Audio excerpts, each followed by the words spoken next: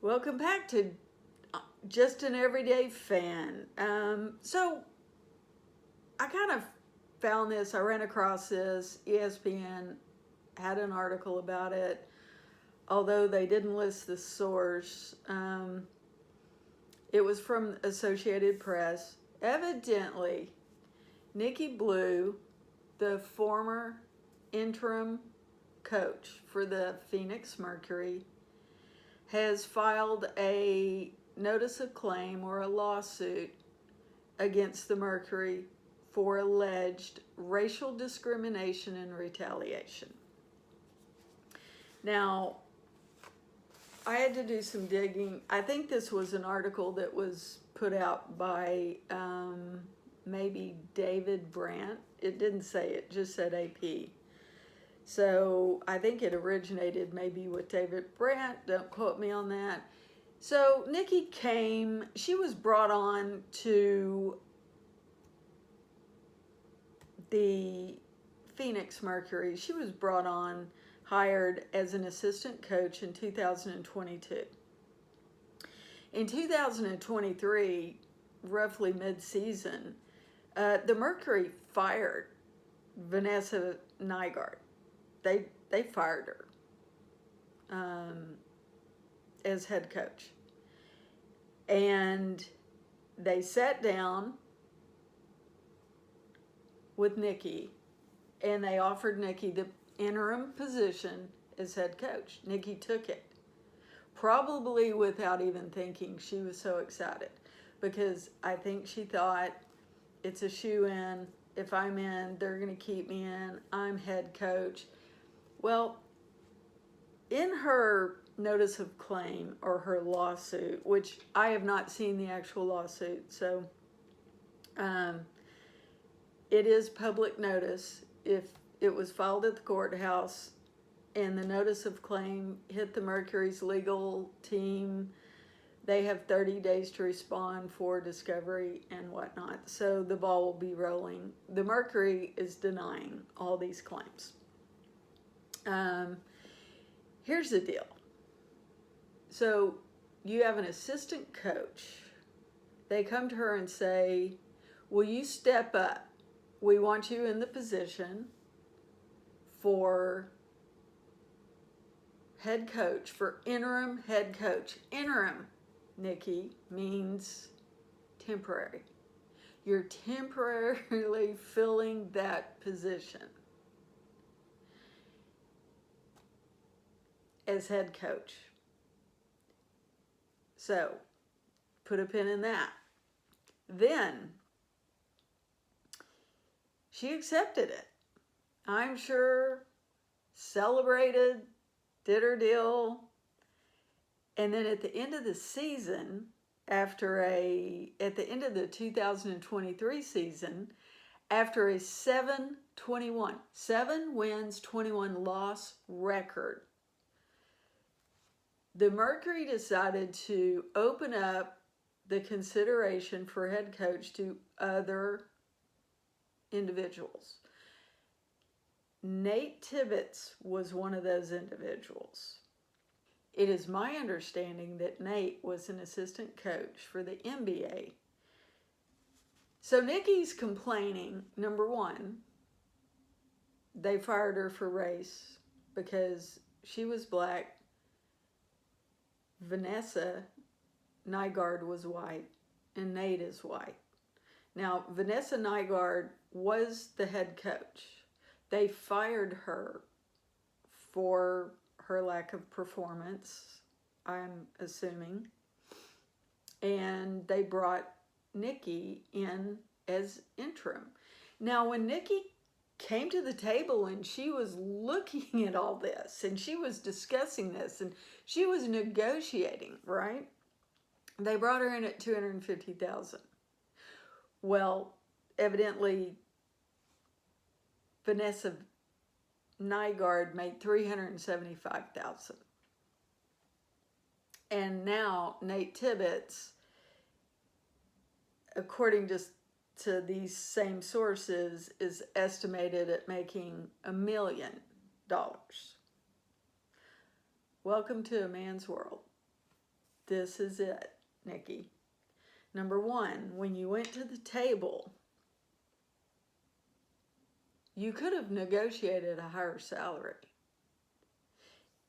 Did you know Vanessa was making $375,000? Now, let me explain how these things work for those of you that might not understand. So I was in management. If a manager or a director, someone like that, say the director gets let go and they go to a manager and they say, we want you to be an interim director, they're going to give you a pay bump for the added duty. They will. They're not going to pay you what the director was currently making. That's not how it works. But when you sit down at that table with HR and legal and the front office and whoever else was there, you have an option of saying no, I don't want it. But you didn't, you grabbed it. And you grabbed it and agreed upon the $250,000. You could have negotiated at that point for a higher salary, but you didn't. Now you're filing a lawsuit saying, well, they fired me because of my race and I didn't make as much money as everyone else. Well, when they're paying money, when someone is paying money, they're looking at your resume. Did Nikki have the same resume as far as what she had done and what she had achieved as Vanessa? I don't know. I don't know anything about Vanessa Nygaard. Evidently, she was kind of similar to Nate Tibbetts. So he was in the NBA and she was in the WNBA. They were both assistant coaches for a professional basketball team. That's good. That's straight across, equal. However, he's a man. Is it gender bias? I don't know, but welcome to the real world. Women make much less than men make. That's just a fact. Unless you work for a company that has total transparency on pay. And they do not factor in the fact that you're a woman or a man or your age, and they go off of your resume and years of service in certain positions. It's a negotiation. Did you not look at that and say, I'm going to be interim coach, I'm going to be interim head coach, they are going to bring me on next year as head coach, I am going to make a blistering salary. But they let you go, and they let you go because of a 721 record. Now you're saying that 721 record was because the front office made moves during the year that were not advantageous to the talent on the team. Again, welcome to the W. That's what front offices do. They're constantly making moves. Some of them don't make sense. Nalissa Smith, for instance, they gave up a first-round draft pick to bring her on board when she's not even putting up double digits. They play the long game at times. So you just have to kind of deal with what you have. I'm sure every coach would love to say, this is what I want, and I want you to give it to me, and I want you to give it to me now, and these are the players I want. Go get them. I don't care what your cap is. Yeah, that would be a great, great, great world. But that's not the world we live in. That's not reality. Reality is reality. And right now, the W is kind of in a shakeout period. We have a CBA coming up. We have all of these moves happening. We have Caitlin Clark that has onboarded in 2023 and caused this reckoning that everyone wants to be a part of. Okay? So we have all of this. This is all going on, and it's all going on very quickly. And you decide to drop a lawsuit on the Phoenix Mercury. Now, evidently, Sherry Wright is one of her attorneys. And according to this article, she's already sued the Suns and the Mercury. This is her 5th lawsuit against them for disparities, racial discrimination, whatnot, and treatment, unequal treatment. She was also, according to the ESPN article, she was disciplined. She was disciplined on 2 occasions, by the Supreme Court of Arizona. The Supreme Court of a state doesn't normally discipline attorneys unless they're bringing frivolous lawsuits. Okay? 2 times she's been disciplined by the Supreme Court of Arizona. This might be the 3rd one coming up.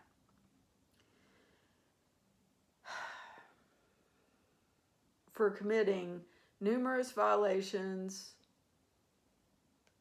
of the rules of professional conduct.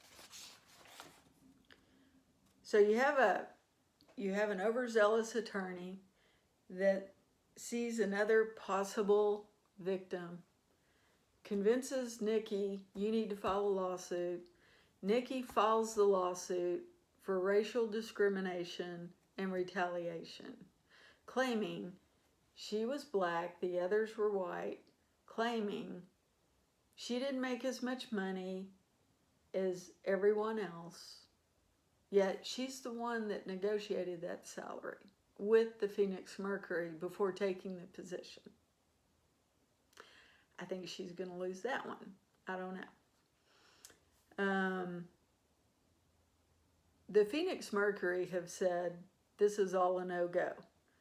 Both Nate and Nikki were considered, and they decided to go with Nate, ultimately because of Nikki's past record of 7-21. That's kind of a legit thing. If you have a 7-21 record for the season and you want to turn around and blame the front office for making moves within the season that weren't favorable to you, that's why you lost. Coaches don't get to say that. They have to work with what they have. Look at it. Look right now. Look at the whole league. You know, coaches are having to work with what they have. Las Vegas, perfect example. Dallas, perfect example. And every other team that has injuries and no cap space left. So this should be interesting. I mean, I got to tell you, Nikki, I don't know that this is going to end well for you.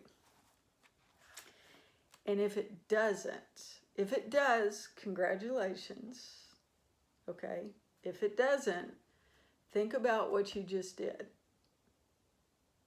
you brought a lawsuit against one of the league's teams in the NBA. You've just blacklisted yourself from ever being hired onto another WNBA or NBA team, period. You have ruined, single-handedly, you have ruined your career. Single-handedly.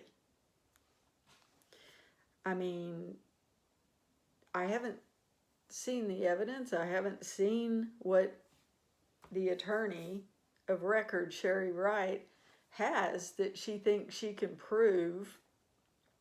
But this is an attorney. I mean, it doesn't give me a feel good that the Supreme Court has already disciplined her twice for violating code of conduct. That's not a good thing. So, was this just an overzealous attorney going to a perceived victim and convincing her, you need to file a lawsuit and go ahead and we're going to win this and you're going to have lots of money and blah, blah, blah? I don't know.